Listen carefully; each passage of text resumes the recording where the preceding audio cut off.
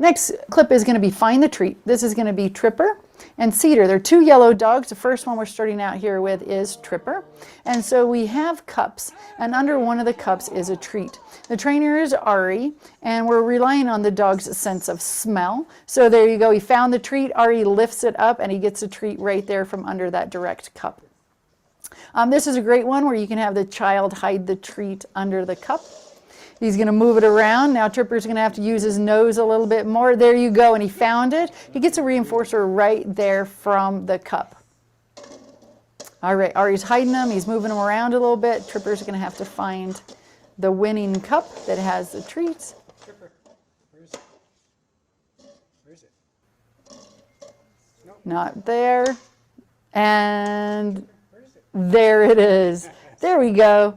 So this is a hide the treat. It's a great one to do with kids. Super reinforcing for both the child and the dog.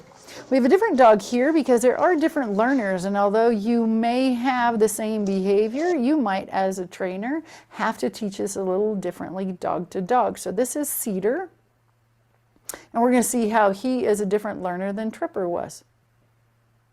All right, there was a treat under the far right-hand cup. And so Ari's going to set them up again. He's going to mix them up. Cedar's going to lay down and maybe think about it just a little bit. There we go. So that was great. Another little impulse control right there so that Cedar offered a down. And then he went forward for the behavior. He might try to retrieve the cup, but there's still a treat under one of them. There you go. So he found the treat under this one. This is to show that two different dogs are going to learn or maybe even offer the behavior a little bit differently.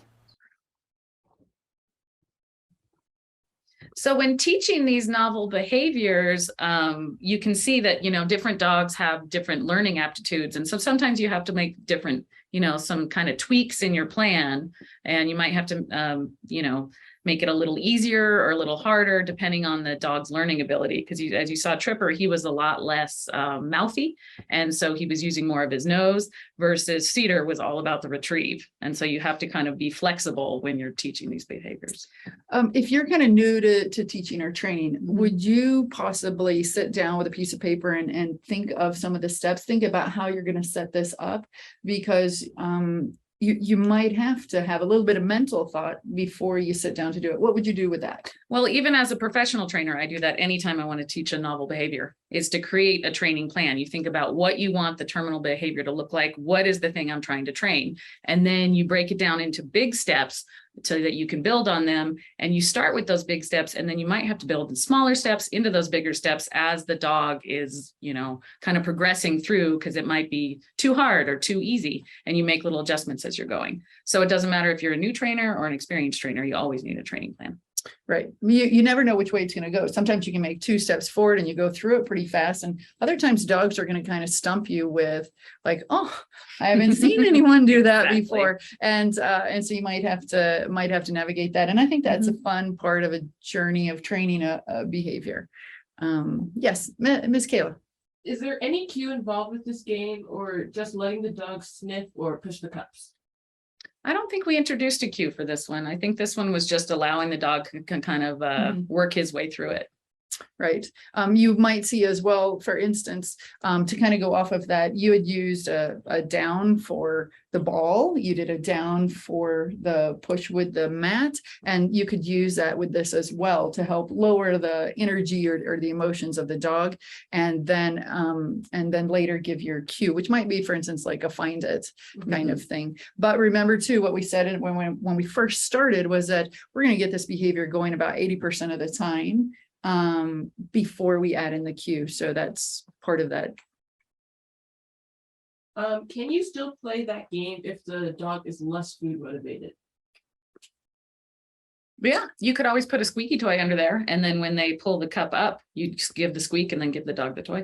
I would say Yeah. the same thing. It's up to your imagination. Like, okay, and then you're thinking, well, a toy, how's it going to fit under a cup? Just use a different object. Just Mhm. get some baskets or get Or a bucket. a or- bucket or things like that. And so a lot of times what we do with our creativity of training a behavior is we look on the shelf or we go to the local Goodwill or we Uh-huh. do something and we look at children's toys and we think about how can we interact with a dog like this, or how can we use this as an interactive toy from a dog to a child. And then can we put a hole in the bottom of the cup so the dog can more easily smell the treat?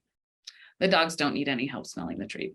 You could, but you're just helping them out. Yeah. We're underestimating their sense Yeah. ability, and so they don't really need it. You're right. I think that as humans, we think that they might need that help, but I doubt if they really do. All right, perfect. Thank you for those fun questions, and get ready for your